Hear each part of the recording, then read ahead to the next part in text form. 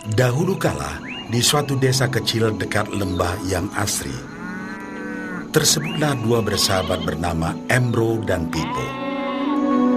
Mereka adalah tipe pemuda yang berambisi untuk menjadi orang terkaya di desanya. Mereka kerap membicarakan impian dan ambisi mereka itu akan kekayaan, kehidupan, dan gaya hidup yang ingin mereka miliki nantinya.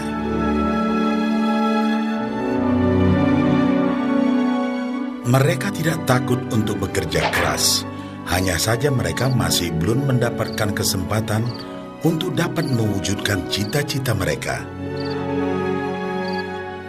Tanpa putus asa, mereka terus mencari dan mencoba gagasan-gagasan baru untuk mendapatkan kesempatan tersebut.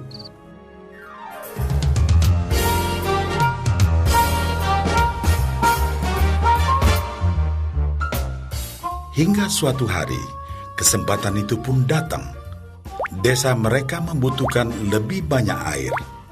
Oleh karena itu, kepala desa mempekerjakan Embro dan Pipo untuk mengambil air dari mata air di gunung untuk dibawa ke tempat penampungan di desa. Mereka akan dibayar sesuai dengan banyaknya air yang dapat mereka bawa. Maka mereka berdua pun menyambut dengan baik kesempatan ini. Embro dan Pipo pun segera melaksanakan pekerjaan tersebut dengan bersemangat. Setiap hari, sejak pagi hingga sore, mereka bergegas menuju mata air dengan membawa ember masing-masing. Mereka bekerja keras untuk membawa air sebanyak mungkin ke tempat penampungan air di desa.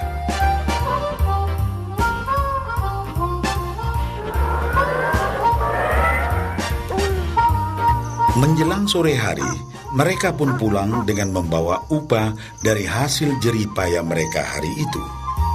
Embro merasa puas sekali dengan pekerjaannya itu dan besarnya upah yang ia dapatkan.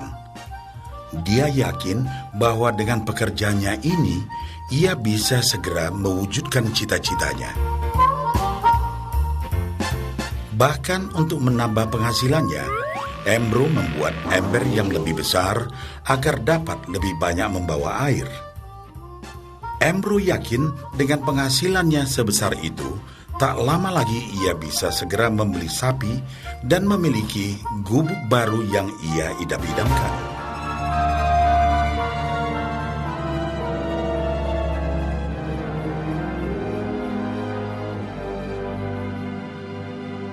Lain halnya dengan Pipo. Dia merasa tidak nyaman dengan cara yang mereka lakukan itu. Ia mencari cara yang lebih nyaman untuk mendapatkan lebih banyak uang. Suatu hari, Pipo mendapat sebuah gagasan.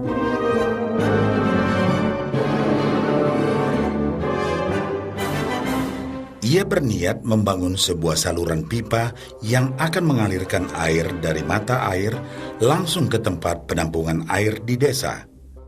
Dengan saluran pipa tersebut, ia akan mendapat lebih banyak air tanpa perlu lagi membawa ember ke mata air. Ia sangat antusias dengan gagasannya ini.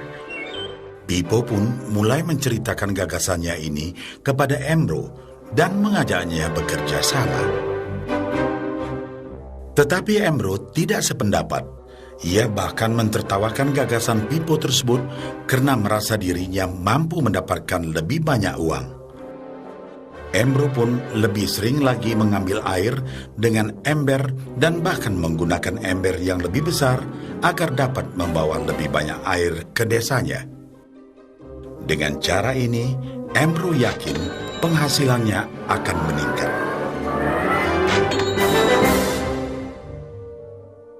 Pipo akhirnya memutuskan untuk mewujudkan sendiri gagasannya itu. Dia mengerti bahwa tidaklah mudah untuk membangun dan menyelesaikan saluran pipa tersebut. Dibutuhkan beberapa tahun untuk bisa menyelesaikan dan menikmati hasilnya. Namun tekadnya telah bulat. Ia pun tetap bekerja mengangkat air dengan ember setiap hari seperti biasa. Tetapi di akhir minggu dan setiap ada waktu luang, Pipo bekerja keras menggali tanah yang banyak berbatu untuk membangun saluran pipanya. Pada bulan-bulan pertama, hasilnya hampir tidak kelihatan. Orang-orang desa mulai banyak mentertawakan dan mencemooh Pipo. Mereka menjulukinya Pipo si manusia saluran pipa.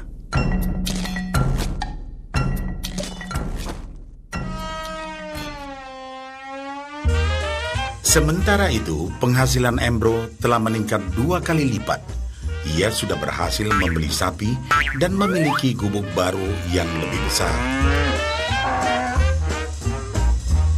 Gaya hidupnya pun sudah mulai berubah.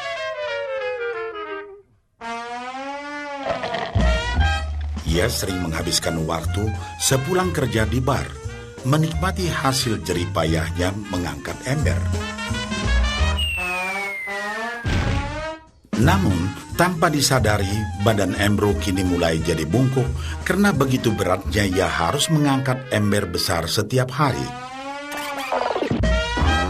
Raut mukanya pun terlihat kelelahan.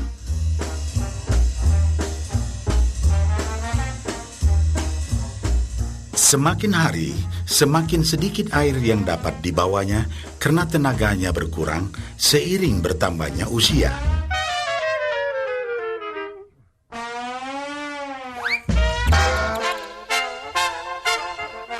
Bulan berganti bulan, tahun berganti tahun.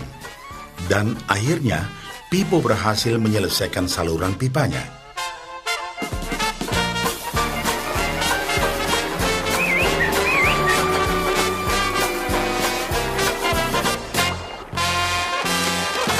Kini, tanpa perlu bersusah payah mengangkat ember, Pipo akan mendapat lebih banyak uang berkat air yang terus mengalir memenuhi tong-tong air di tempat penampungan.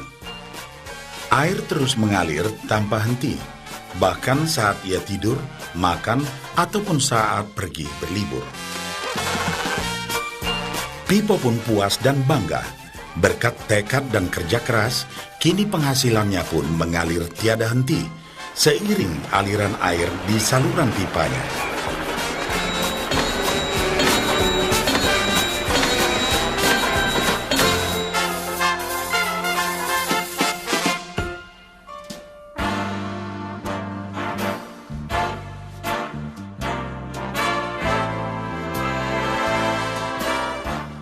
Setelah melihat cerita Embro dan Pipo, kita sadari bahwa cerita mereka menggambarkan kehidupan kita. Pekerjaan yang dilakukan mereka melambangkan apa yang dilakukan kebanyakan orang dalam mendapatkan penghasilan. Embro mendapatkan penghasilannya dengan cara menggunakan ember. Ia harus pulang pergi mengisi embernya dari mata air ke desa untuk ditukarkan dengan uang. Untuk meningkatkan penghasilan, yang dilakukan Embro adalah dengan cara lebih rajin pergi ke mata air dan juga memperbesar ukuran embernya. Dalam kehidupan yang nyata, sangatlah normal kalau kita ingin meningkatkan penghasilan, kita harus bekerja lebih keras. Misalnya, dengan bekerja lembur atau mungkin mendapatkan pekerjaan tambahan. Kita juga dapat memperbesar ember kita, yaitu dengan menerima posisi pekerjaan yang lebih tinggi. Sebagian besar dari kita menukarkan waktu kita untuk mendapatkan uang. Seperti juga Embro, kita pun memiliki waktu yang terbatas untuk dibarterkan menjadi uang. Dan kita tahu, setiap orang hanya memiliki 24 jam per hari, dan tidaklah mungkin kalau kita membarterkan seluruh waktu kita untuk bekerja. Dan yang lebih sulit lagi, yaitu jika kita tak mampu lagi membarter waktu kita, karena alasan usia, kesehatan, ataupun alasan lainnya sehingga penghasilan kita terhenti sama sekali. Tetapi coba perhatikan apa yang dilakukan Pipo. Secara bijaksana, Pipo tidak membarterkan seluruh waktunya hanya untuk mendapatkan penghasilan yang terbatas. Tetapi dia menggunakan sebagian waktu yang dimilikinya untuk membangun saluran pipa, karena dia tahu bahwa saluran pipa ini akan mendatangkan penghasilan yang berkesinambungan tanpa dia harus membarterkan seluruh waktunya.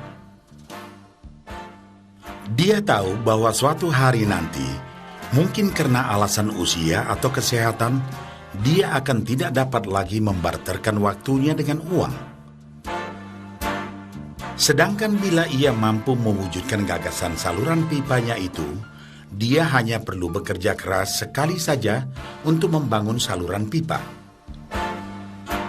Setelah saluran pipa selesai, maka penghasilan akan terus mengalir bagi Pipo.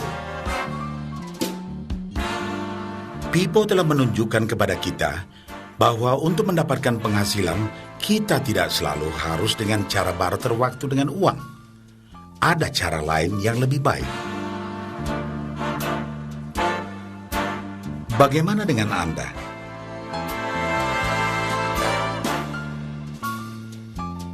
Apakah Anda masih seperti Embro yang membarterkan waktu Anda untuk mendapatkan penghasilan? Atau Anda ingin mengikuti jejak Pipo dengan mulai membangun saluran pipa untuk mendapatkan penghasilan yang berkesinambungan?